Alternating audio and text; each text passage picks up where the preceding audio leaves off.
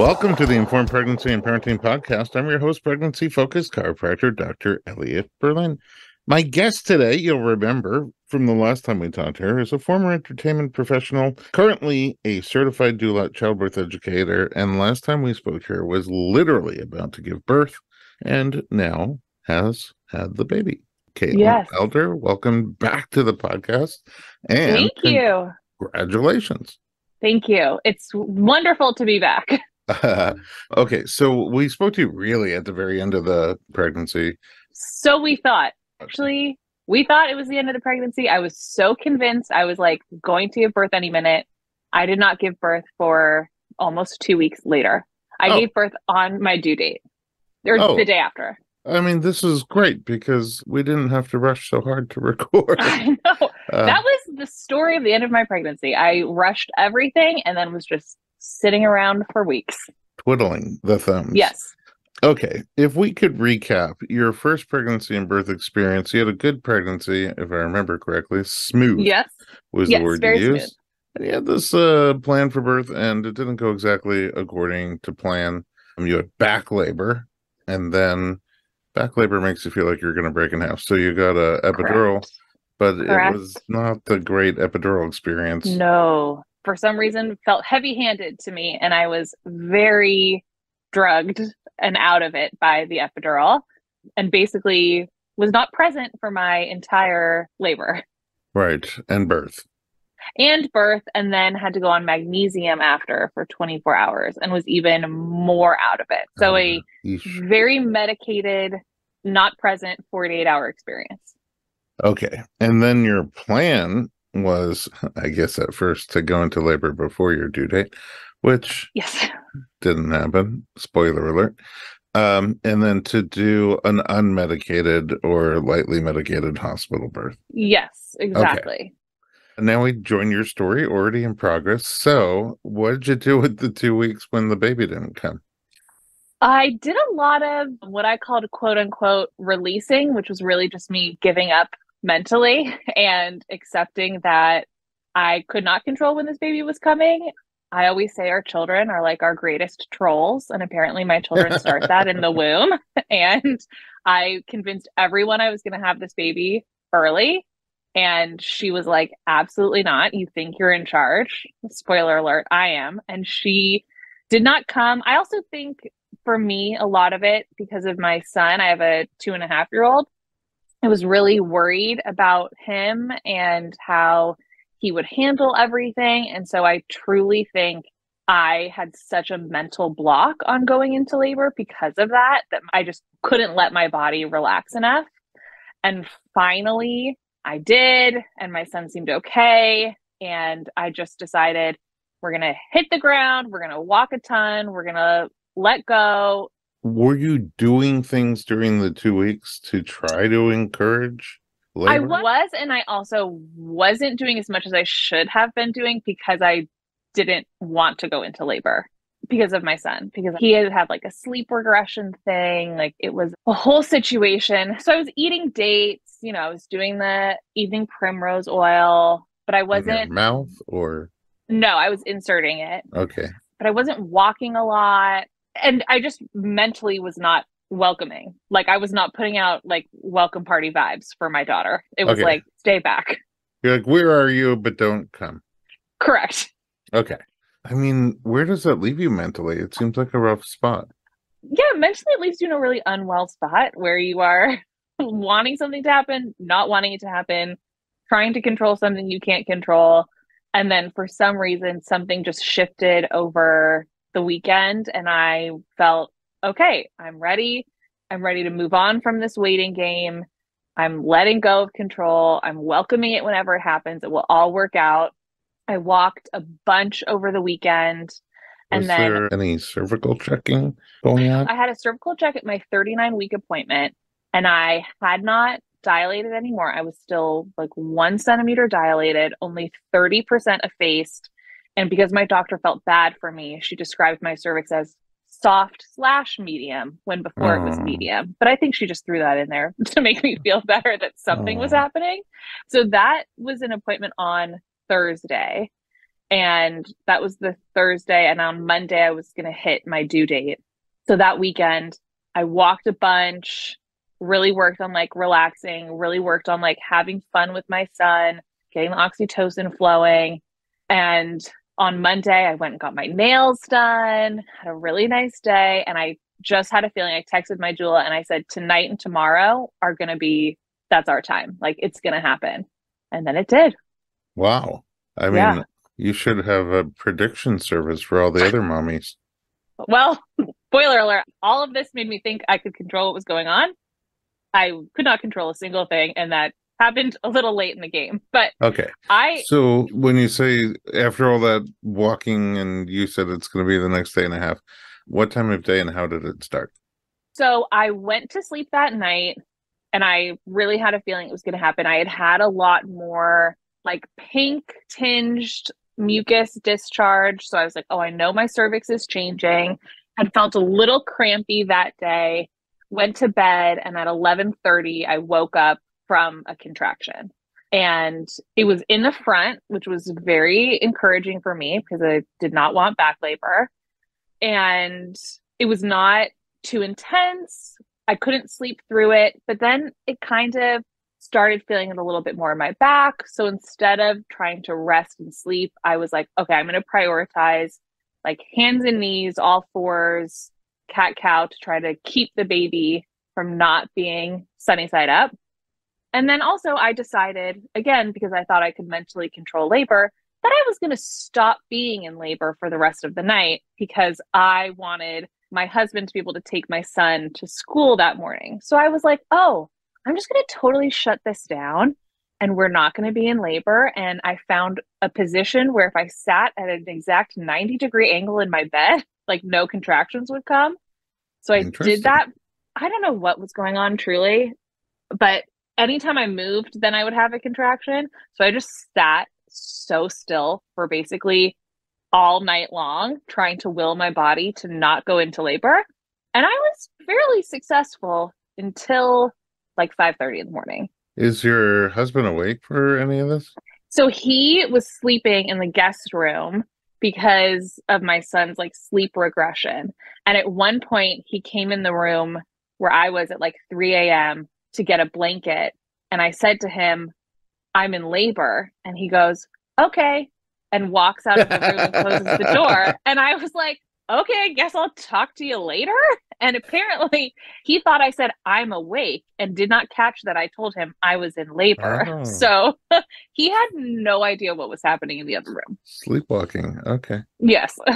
Well, at 5:30 in the morning, things change. I'm so curious how. Let's take a quick break and we'll be right back.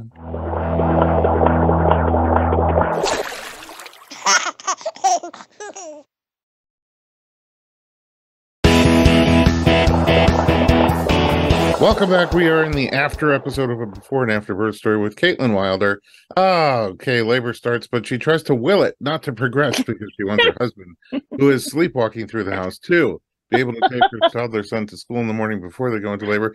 And she's doing a great job at staving off labor until 5:30 in the morning when something happens. Caitlin, tell us what happens. Correct. I should also say that during this time, this is very LA specific, but my doula was in one part of the city. My mother-in-law who was going to watch my son was in another part. And then the hospital where I was going to deliver is in a whole other part.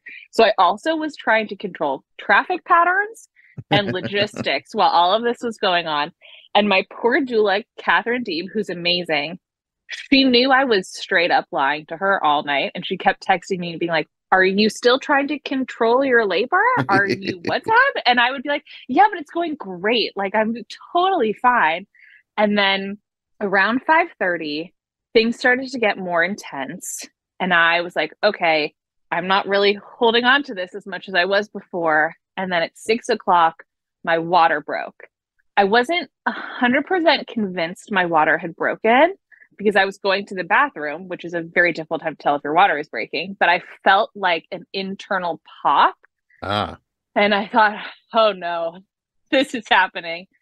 And I texted my doula. That was at 6 o'clock. And I said, I think my water broke. I still was trying to play it cool. Things were not cool.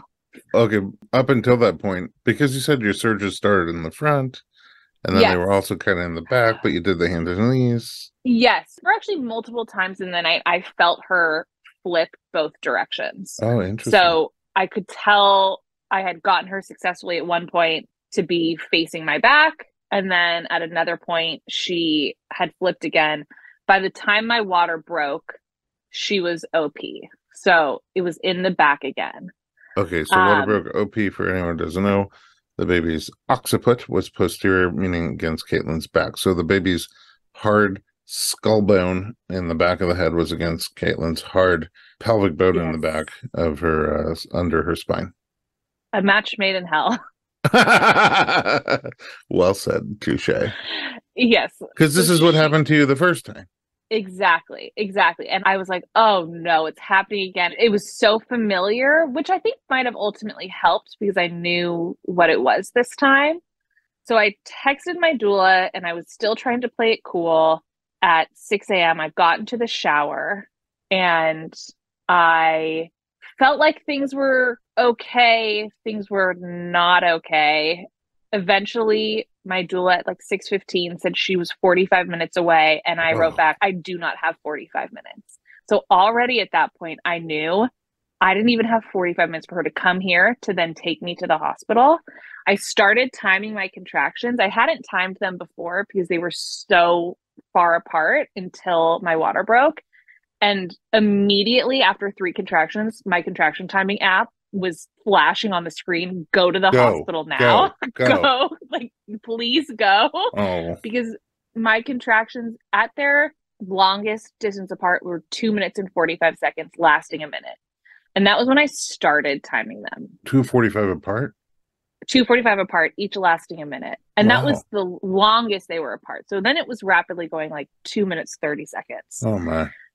So my husband and son woke up and they Oh, find me okay. in the They're still shower. not They at were this still point? not up at this point. Oh, They boy. walk in. I'm in the shower on all fours because that still felt good for my back labor. And I said to my husband, you need to call my sister. She needs to drive me to the hospital right now because I had so severely misjudged how quickly things were going. It would have taken too long for my mother in law to get from where she was to me. I didn't have 45 minutes for my doula to get to me. Luckily, my sister lives 2 minutes away. Oh, wow. And I said, she has to take me to the hospital right now. And you have to take our son to school right now. There is no time here. So my sister comes to my house. I think we get in the car at maybe like 7:15 when she walks into the bathroom and I told her I have to push. So we haven't even gotten into the car yet and I'm telling her I feel like I have to push. I How grab far all from you to the hospital, typically? so I mean this is very LA specific. It's over the hill going to Cedars and we were creeping into rush hour time. And going over the canyon, it's not like you're giving birth on the side. You can pull to the side of the road or pull into a gas station. You're in the middle of a 2 lane Yeah, like canyon. one in Like, each direction. yeah, like no one's coming to get you if you are having your baby in the car there. You're Roadside. stuck in traffic. Yeah. So we Oh, got boy. in the This is car. brewing up to be quite in. Yeah, we got in the car and I was like, put the front seat down. I have to be on hands and knees in the front seat. So we are driving over the canyon. I am like roaring like a dinosaur at this point in time. Like I'm making so much noise. It felt so good to make that noise. And it was like a release for me. But I just wish I could have seen somebody drive past us because it's my sister driving. I'm in the front seat, hands and knees, facing the back of the car. So if somebody's driving by us, all they see is my sister and then my butt in the air in the front seat, hearing these like crazy noises coming from the car. So like, it was a lot. Is there a closer hospital? Did you ever thought, maybe we should go? You know, that would have been really smart. There is a hospital that is probably 10 minutes away. And at that point in time, I did not think of that. I was like, let's get in this bumper to bumper 1 lane canyon traffic and see what happens. Excellent thought, Caitlin. Excellent. Yeah. There's a lot of like really misjudging what was happening while it was happening. So my husband is like racing to drop my son off and meet us at the hospital. My doula is on the way. My sister is driving me. My favorite photo of my labor is at one point my sister took a selfie of herself where she looks fantastic. And I'm in the passenger side where you just see me like looking over my shoulder. Oh, We finally get over the hill. And at this point, my contractions are 30 seconds apart. And oh, I am saying to my sister, I have to push. Like, I'm going to start pushing now. She's frantically calling my doula. My doula is at the hospital, thank God. She was waiting in the parking structure for me. We pull into the parking lot. My sister thinks she's in the wrong place. She backs up into a bush in her car while I'm again, like, about to start pushing this baby out. She gets her parking pass and it's 7:47. So we pull into the parking lot. My doula is there with a wheelchair. I'm in full transition at this point.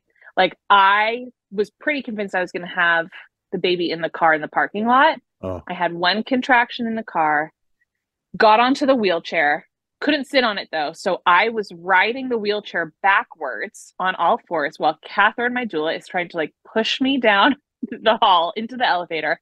I get into the elevator and there's a policeman.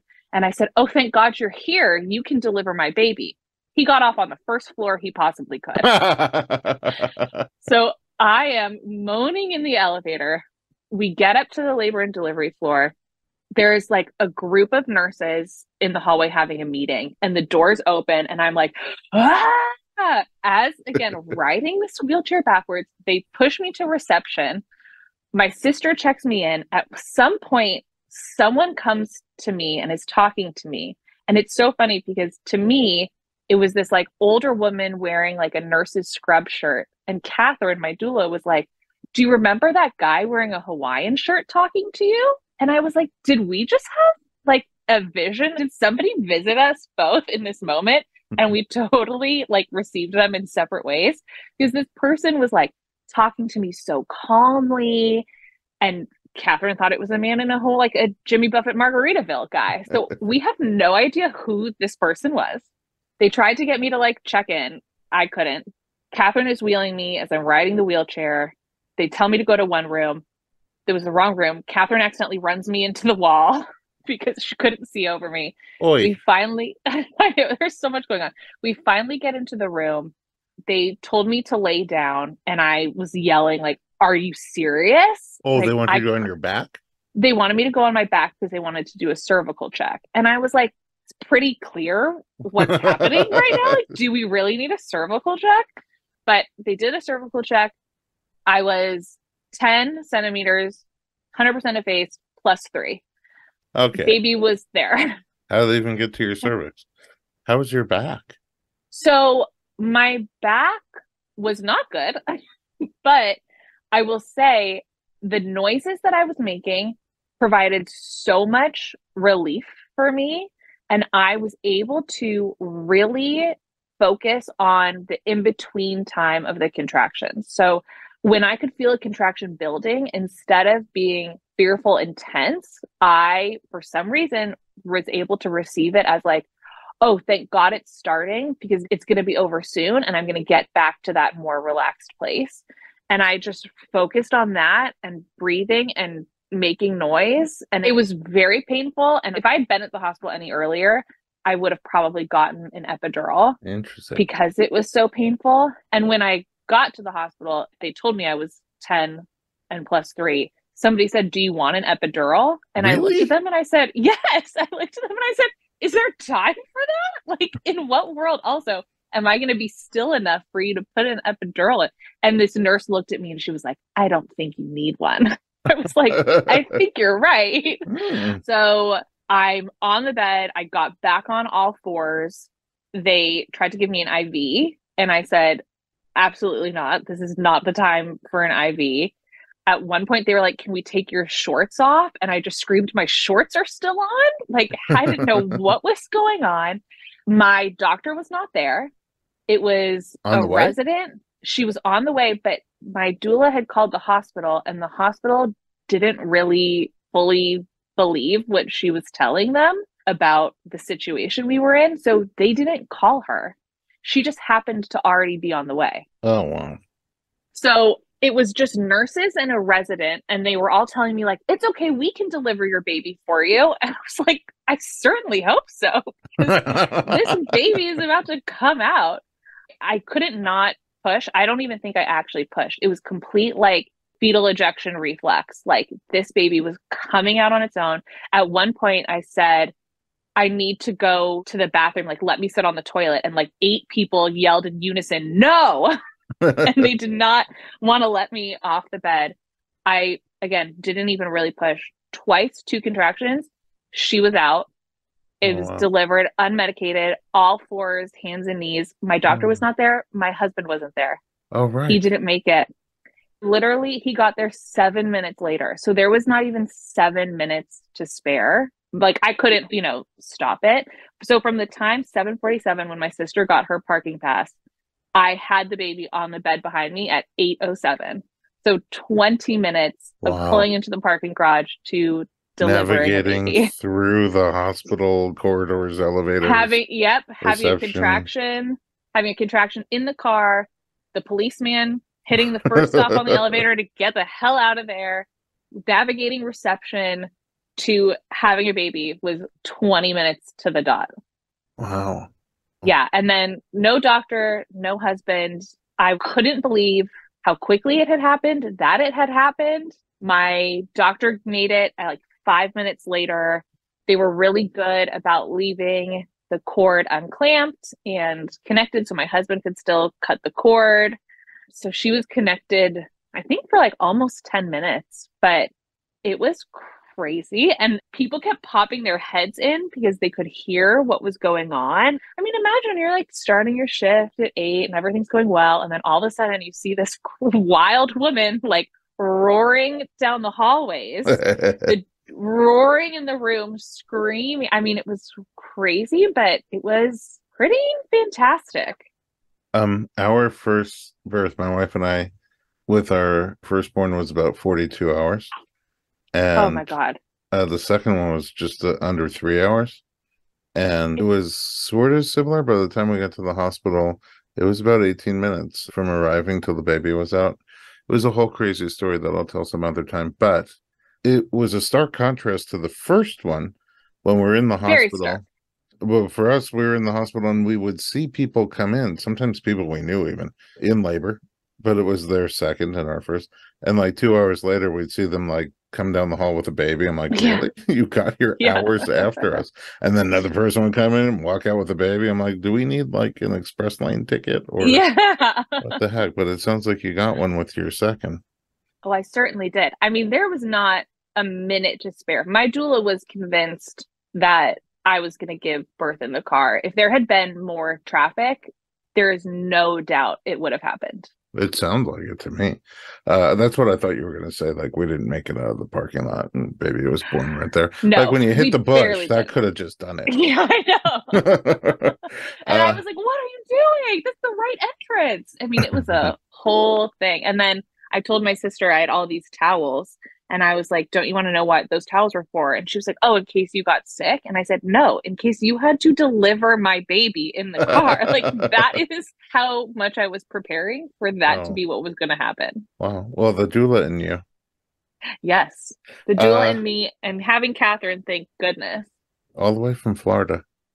all the way from Florida for a 20-minute Yeah, labor. seriously. 20 Thank minute God gig. she was the only one that made it. The one who came from Florida made it. Yeah.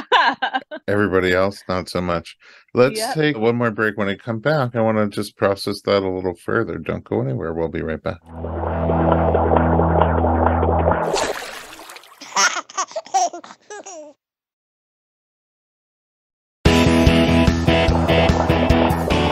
Welcome back to the Informed Pregnancy Podcast. We are talking to Flash Gordon of Labor and Delivery, Caitlin Wilder. I mean, your name just sets you up for so many things, but I can't remember a wilder birth. Right? I mean, somebody said there couldn't have been a wilder beginning for your daughter's life. And I was like, Oh, that's that's true. 5 stars. Okay, so mission accomplished then. Yes. I mean, I had said I wanted an unmedicated delivery and I wanted to get to the hospital at 9 centimeters. I did those things, but I put a lot of Plus, stress in a lot of people's minds, unfortunately, to get there, but it worked out. and 9 centimeters plus one. Yes. Yeah. Yes. I actually looked at the report of my labor that I got, and it basically said when I got to the hospital, at first, they thought I was like 9 centimeters. And then within one contraction, I was 10 and plus three. Like the report was 2 lines. There was nothing to report. Everybody's favorite patient, no paperwork. Yes, exactly. And then they had to come in after and were like, can you sign this release that you consent to having a birth here? And I was like, yes, I think I've already consented by having my birth here. But here we go. It was all backwards. I mean, is there a piece of you that can contrast being what felt like overly medicated with your first and sort of woozy out of it and being like self-medicated essentially with your second? Yes. No outside drugs, just making your own very powerful drugs? Yes, 100%. And there were points too, especially once my water broke and I got into the shower and then that whole car ride that I was not present for, but in such a different way than I was not present with my first. I was not present in the car ride because I was just so in my own body. And also, I think, they say there's a point too, kind of where the mom like goes and gets the baby and comes back to earth together. And I feel like that's where I was. Like I was present in a very different way than with the first, where I just didn't even know what was going on. And it was so powerful to get to feel those feelings. And I'm so thankful that I was able to, because I didn't really know what birth was like because of my first experience. I didn't know what it could be like. It's a wild ride, I will tell you that. I don't know how people do that unmedicated for a long first labor, but I am so thankful to have had that experience, to be present and actually be part of it this time. Did the baby come out OP? So she actually turned right as she came out, because when I was laboring for 2 seconds on the bed, I said to a nurse, is she OP? And she said, oh, your stomach is like so categorically OP. And then right as she came out, she turned and was delivered OA. Was there a ring of fire? There was a ring of fire. I almost said out loud, oh, there's the ring of fire. And then it was over. I mean, Oh, so quick. It was so quick. I felt it and I mentally acknowledged it. And then it was over. Did you tear? I did tear. I had a 2nd-degree tear, which I could also kind of feel happening, but it truly was just so quick. And she came out on her own. Like I did not really do much. And her head completely perfectly round, because she spent like 0 time in my birth canal, like no coning, nothing like that. Well, how was the postpartum experience? And again, contrast. I mean, look, last time you needed the magnesium and whatnot, but Yes. So last time I was bedridden for 48 hours, hooked up to epidural and then magnesium, couldn't be alone with my baby, couldn't walk and get out of bed for 48 hours. I got out of bed and walked to the bathroom 20 minutes after I had my daughter. I never had a single monitor on me. I never had a single wire. I didn't have a single IV. I had like nothing touched me the entire time. It could not have been a different postpartum experience. not even shorts. Not even shorts, which I was like, I can't believe they were anywhere near me at any point in time. But I mean, there wasn't even time for me to like put on a hospital gown. Wow. And then how was feeding with the two different experiences? Yeah. So I was pretty convinced from right when I saw her that she had a tongue tie. Also, my son had a pretty severe tongue tie, and they had a similar, very recessed chin. Couldn't see her lower lip at all, which my son had. So because I was so with it, I literally an hour after I gave birth was like calling tongue tie places to book consultations to just get her in right away. And the latching was a little difficult at first because of it. So we ended up doing a tongue tie revision. I had her on Tuesday. She had her revision on Friday, and it's been so much better since. How old is she now? She will be a week tomorrow. Wow. It's a very fresh story. Yeah, it's a very fresh story. And I truly had to like go through timestamps of things to actually wrap my head around how quickly things happened. But yeah, it's very fresh. Okay, now that you've had these two very different experiences, I have no idea if you're planning another child down the road. But if you were, do you have an idea of how you would want to do it? Yes, I would 100% do a home birth, and I would plan that instead of having a possibly unintentional home birth. I would go into it knowing that would be my plan. There was a point too where I was in the shower at my house still where I thought, I'm having the baby at home. Like, I'm going to have to call the firemen. I mean, I don't even know who you call to have Definitely a not baby. the police guy. Not the police guy for sure. But I do think if I had a third, I would absolutely, because I really did actually enjoy laboring at home as long as I did. There's a reason why I took forever to leave my home because it felt so safe and comfortable there. So I think if I did, I would absolutely have an intentional home birth with no traffic patterns and logistics and car rides involved. Yeah, and you save money on gas. Exactly. So, And these parking. days. Yeah. So they were right to not have you sit on the toilet. Yes, they were very right because I would have definitely had my baby on You the would have toilet. essentially I had a don't water birth. I would have definitely had a water birth, but honestly, I don't even think I would have had time to walk to the bathroom. I would have just had the Oh, the baby on the baby would floor. just come out when you stood up. 1,000%. Wow. Yeah. What a So powerful story.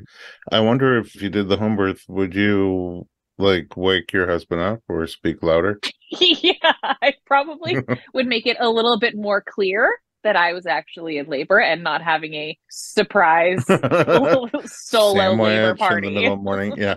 Would you have your other kids there? Is it too soon? You just gave birth a week ago, but No, because honestly, I'm on such a birth high from the experience and how amazing it was and how powerful I felt that I'm like, oh, why not do this again? And I'm sure in a week I'll be like, you are a deeply unwell person for thinking about this right now. But right now, I'm like, I would love to experience it again. After I had my son in the hospital, I said out loud, I'm never doing this again. And after I had my daughter, I thought I would love to do this again. Oh, it'll be interesting if you have the twins at home The, and the time. oh, I was like, You oh never my know. God, am You I never having know. twins now? I don't know. You never know. So I do have one last question. So does the different types of experience that you had, do you think that will influence you at all in your work as a doula? 1,000%, no question. I think having this experience, I mean, you don't have to have children to be a doula, of course. I think being able to experience what birth actually is will only make me a more empathetic doula and also more understanding of, the power that comes with birth and also really help people work through their fears around birth because I felt it and I did it and I can speak to that. And again, that's not a requirement to be a good doula at all, but I think it absolutely has shifted how I will work going forward. No question. And I'm so thankful for that. I'm so happy for you. Thank you. I mean, when we spoke the first time, you sounded determined. Well, that's why I was like, oh, I can control this labor because I'm a person who thinks I can control anything. But I was very determined to have this birth, and I can't believe I did it. Yeah, I can believe it. I mean, Well, thank you. first of all, was there any laughing during this whole thing? There was laughing when I was in the car with my sister, which was very helpful. That was the time that I needed to be laughing. For somebody who was possibly about to deliver a baby in her car, she was so calm Taking and selfies. yeah, and taking selfies and looking fantastic in them. I mean, truly, that's my favorite picture. So it worked out that she was the one that was driving me because she was so chill. She was asking me if I wanted to play music. She was trying to figure out how to be like encouraging and supportive, and it was coming out so awkward and it was making me laugh. I mean, I loved it. It was great. Because So you there was said some, that moaning, that was yes, helping you like release the energy or release some of the yes. pain. And laughing for someone like you has such a good sense of humor. Laughing, I noticed, does the same thing. Like you can't laugh and be afraid at the same time. Absolutely, absolutely. There was no laughing when I did think, oh, I'm either having this baby in the shower or I'm having this baby in the car. But there was definitely moments of levity, which I was very happy about. And I really leaned into those between the contractions and would just like pop up and like have a normal conversation with my sister about like what she was going to do later that day. And then all of a sudden would be like, that's amazing. All right. Well, congratulations to you. And thank you for coming to share the story, especially while the details are so fresh. And it's just a lovely story, and it couldn't happen to a lovelier person. Thank you. Thank you so much. Yeah. Thank you for letting me share my wild beginning. I think that's what we should call this one. I think that when we record this early, especially such an interesting birth, you know, like you said, you had to check the timestamps to even work it out. Usually when we record this early and then, you know, you go listen to it in a month from now or 6 weeks from now, even more details are gone for you. And so you listen to, you're like, wow, that's a crazy story. That'll probably happen. I'm sure. I keep trying to talk to Catherine about it because I'm like, wait, what happened then? And then when did this happen? And then when did that Jimmy Buffett Margaritaville man come to me? And trying to piece it all together because it was so much so fast that, yeah, it was a wild ride. But again, one that I'm so thankful for. And I'm thankful for you. Thank you for joining us here. Where can we find you online, Caitlin? So I am on Instagram at Wilder Beginnings. That's also my website. And I dabbled in TikTok and I dabbled right on out of it because that was a bit too much for me. So mostly on Instagram. I dabbled in TikTok, but I can't shuffle. Yeah. So I'm out. I'm right there with you. I'll find you then on Instagram and on your website. Thanks again for joining us and at home. Thanks for listening to Informed Pregnancy. For more pregnancy and parenting information, including other podcast episodes, our blog, and the all-new streaming site, visit informedpregnancy.com.